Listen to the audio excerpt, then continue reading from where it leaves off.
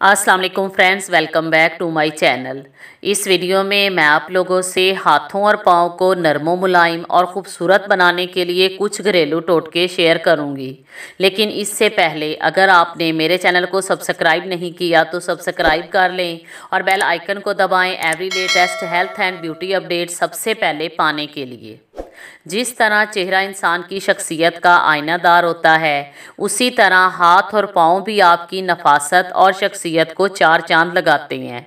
खुरदरे हाथ और फटी एड़ियाँ ख़वातीन की खूबसूरती को कम कर देती हैं। इसलिए सबसे पहले ये जानें कि जिल्द की सफाई से मुराद सिर्फ चेहरा ही नहीं बल्कि गर्दन, हाथ और पाँव भी हैं।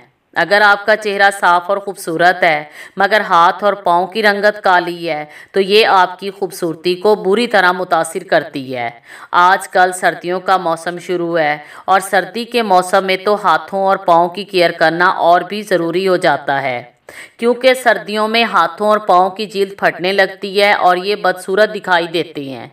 तो आइए जानते हैं कुछ घरेलू टोटके जिनके इस्तेमाल से आप अपने हाथों और पाँव की खूबसूरती को बरकरार रख सकते हैं। रात को सोने से पहले खालिस रोगने बादाम से हाथों और पाँव की मालिश करें। अर्के गुलाब, ग्लिसरीन और नींबू का रस मिलाकर एक बोतल में भर लें। दिन में 3-4 मरतबा अपने हाथों और पाँव पर मलें। नींबू का रस और सिरका हम वज़न लेकर लोशन बना लें। ये हाथों और पाँव की रंगत निखारने के लिए बेहतरीन है। रोज़ाना इस लोशन से 10 से 15 मिनट मसाज करें और धो लें।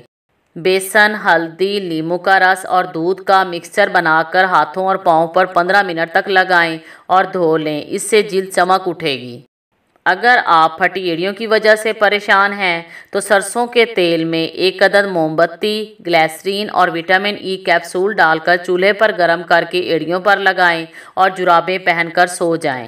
इन टोटकों को रोज़ाना इस्तेमाल करें। इनके इस्तेमाल से आपके हाथ और पाँव खूबसूरत, दिलकश और नरम मुलायम हो जाएंगे।